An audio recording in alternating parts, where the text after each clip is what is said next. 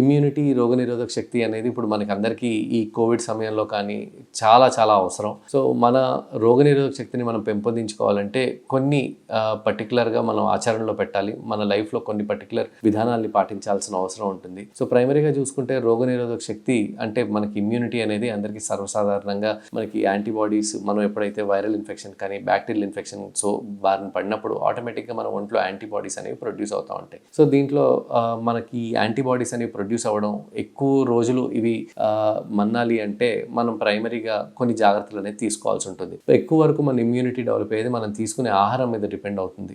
So ప్రైమరీగా మనం ఎప్పుడైనా సరే న్యూట్రిషియస్ ఫుడ్ అనేది తీసుకోవాలని డాక్టర్లు చెప్తూ ఉంటారు. కానీ దీంట్లో ఎటువంటి న్యూట్రిషియస్ ఫుడ్ ఉండాలనేది కూడా మనం తెలుసుకోవాల్సిన అవసరం ఉంది. ఎక్కువ వరకు మనం ప్రైమరీగా ప్రోటీన్ ఫుడ్ తీసుకోవడం అనేది చాలా అవసరం అనమాట. ఈ ప్రోటీన్ ఫుడ్ అనేది భారతీయుల్లో కేవలం 7% వరకు మాత్రమే సరైన ప్రోటీన్ ఫుడ్ తీసుకుంటున్నారని రీసెర్చ్లో తేలిన అంశం. సో ఎక్కువ వరకు మనం ప్రోటీన్ ఫుడ్ తీసుకోవాలి అంటే మన రోజు తినే ఫుడ్ లోపల ప్రోటీన్ ఎక్కువ వరకు ఇంక్లూడ్ చేసుకుంటూ ఉండాలి. ప్రైమరీగా ప్రోటీన్ అంటే ఇది మనం వెజిటేరియన్ ప్రోటీన్ అయి ఉండొచ్చు, నాన్ వెజిటేరియన్ ప్రోటీన్ అయి ఉండొచ్చు. ఎక్కువ వరకు అందరూ నాన్ వెజిటేరియన్ ప్రోటీన్ అంటే మనం సరైన మోతాదులో రోజు ఎగ్స్ కానీ, పర్టికులర్గా ఎగ్ వైట్స్ కానీ, లేదంటే సరైన మోతాదులో చికెన్, గ్రిల్ చికెన్ కానీ, లేదంటే సరైన మోతాదులో ఫిష్ కానీ తీసుకోవడం చాలా అవసరం. రెడ్ మీట్ అంటే పర్టికులర్గా మటన్, బీఫ్ ఇలాంటివన్నీ పూర్తిగా అవాయిడ్ చేస్తే మంచిది. ఈ మనం తీసుకునే దాంట్లోపల ఎక్కువ వరకు మనం ఆయిల్, మసాలా ఇట్లాంటివి వేసుకోకపోవడం మంచిది.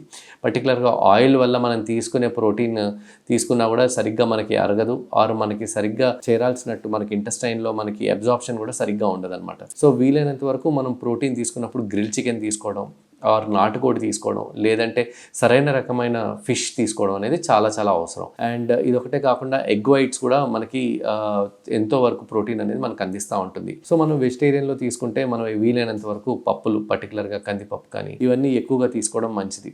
సో దీంట్లో కూడా పన్నీర్, తోఫు, లేకపోతే సాయ్ ఇలాంటివి తీసుకుంటే కూడా మనకి వెజిటేరియన్స్ వీటికి సరైన అమౌంట్లో ప్రోటీన్ అనేది అందుతూ ఉంటుంది.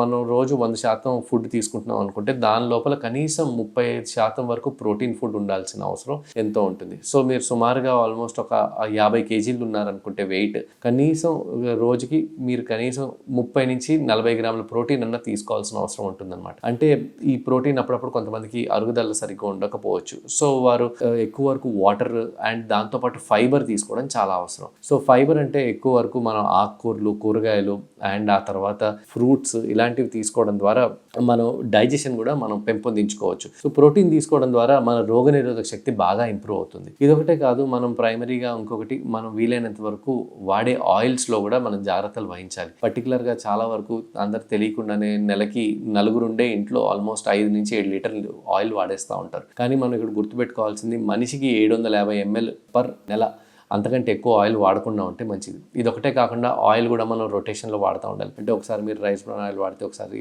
సన్ఫ్లవర్ ఆయిల్ వాడేటట్టు, ఆ తర్వాత నెక్స్ట్ మీరు మస్టర్డ్ ఆయిల్ అని, లేకపోతే కోకోనట్ ఆయిల్ అని, లేదంటే వేరే రకరకాల ఆయిల్స్ని మనం రెగ్యులర్గా రొటేట్ చేస్తూ ఉంటే మనకు మంచిదన్నమాట. ఇదొకటే కాకుండా మనం ప్రైమరీగా గుర్తుపెట్టుకోవాల్సింది మనం తినేది జంక్ ఫుడ్ వీలైనంత వరకు అవాయిడ్ చేయడం. పర్టికులర్గా అందరం ఎక్కువ వరకు తెలియకుండానే ఫ్యాట్ ఫుడ్, కార్బోహైడ్రేట్ డైట్ని ఎక్కువగా తీసుకుంటూ ఉంటాం. సో ప్రైమరీగా కార్బోహైడ్రేట్ డైట్ అనేది మన భారతదేశంలో ఎక్కువ వరకు అందరం మనం వైట్ రైస్ అనేది మనకు బాగా అలవాటు. సో ఈ వైట్ రైస్ని వీలైనంత వరకు తగ్గించుకోవడం, మిల్లెట్స్ లాంటివి, బ్రౌన్ రైస్ లాగా తీసుకోవడం, అంటే ఏదైనా సరే కాంప్లెక్స్ కార్బోహైడ్రేట్స్ అరగడానికి ఎక్కువ సమయం పట్టే కార్బోహైడ్రేట్ని తీసుకుంటే మనకి ఒంటికి బాగా ఈజీగా ఉంటుంది. సో ఇదొకటే కాకుండా రెండోది మనం గుర్తుపెట్టుకోవాల్సింది మనం తినే ఆహారంతో పాటు వ్యాయామం ఒకటి ఇంక్లూడ్ చేసుకోవడం. వ్యాయామం ఎంత ఇంపార్టెంట్ అంటే మన రోగనిరోధక శక్తి పెంపొందించడంలో ప్రతిరోజు మనం 30 నుంచి 45 నిమిషాల పాటు, వారానికి 5 నుంచి 6 రోజుల పాటు వ్యాయామం చేయగలిగితే మనకి ఈ పర్టికులర్గా వైరల్ ఇన్ఫెక్షన్లు, ఈ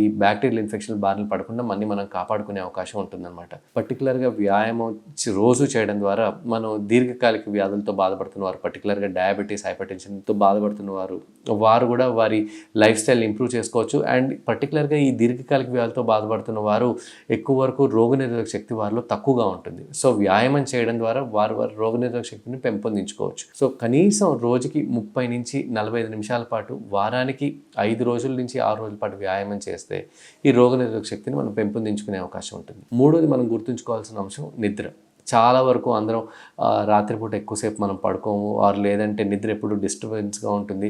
రాత్రిపూట కూడా ఫోన్ కాల్స్ అనేవి వస్తూ ఉండడం, లేదంటే అప్పుడప్పుడు అలర్ట్స్ లాగా రావడం, సౌండ్ అవ్వడం, ఇలాంటివి జరుగుతూ ఉంటాయి. సో పర్టికులర్గా రాత్రిపూట కనీసం రాత్రిపూటైనా పగలపూటైనా ఏదో ఒక టైంలో, రాత్రిపూట పనిచేసేవాళ్ళు కనీసం ఉదయం పూట అయినా సరే ఏదో ఒక సమయంలో డిస్టర్బెన్స్ లేకుండా 6 గంటల నుంచి 8 గంటల పాటు పడుకుంటే ఆటోమేటిక్గా మన రోగనిరోధక శక్తి పెంపొందుతుంది. పర్టికులర్గా ఈ నిద్ర లోపల ఎటువంటి డిస్టర్బెన్స్ లేకుండా చూసుకోవడం చాలా అవసరం. నిద్ర సరిగ్గా లేదు, నిద్రలేమితో బాధపడుతున్నారు, దగ్గరలో ఉన్న ఫిజిషియన్ని కన్సల్ట్ చేసి నిద్రకి ఎలాంటి జాగ్రత్తలు తీసుకోవాలి, స్లీప్ హైజీన్ గురించి మనం పర్టికులర్గా తెలుసుకొని దానికి సంబంధించి మనం తగు జాగ్రత్తలు తీసుకొని సాయంత్రం పూట 6 దాటిన తర్వాత కాఫీ అనేది పూర్తిగా అవాయిడ్ చేస్తే మనకు నిద్ర అనేది బాగా పడుతుంది. సో స్లీప్ హైజీన్ని పాటించడం చాలా అవసరం. దీనివల్ల మన రోగనిరోధక శక్తి, ఇమ్యూనిటీ బాగా పెంపొందుతాయి. 4వది కనుక మనం చూసుకుంటే స్ట్రెస్ లెవెల్. స్ట్రెస్ లేని వారు ఉండరు.